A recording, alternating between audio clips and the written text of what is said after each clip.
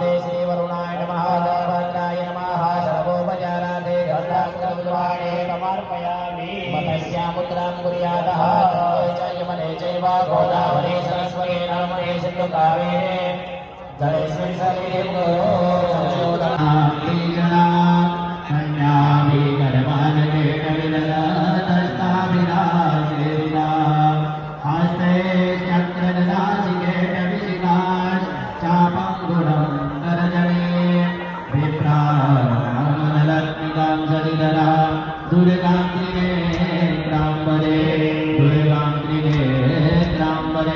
मा भगवती जगदम्बालपे नमः दुर्गालपे नमः ध्यानं ध्यानाति गन्धाक्षरपुष्पाणि समर्पयामि अथा पूजनं च ॐ जलपान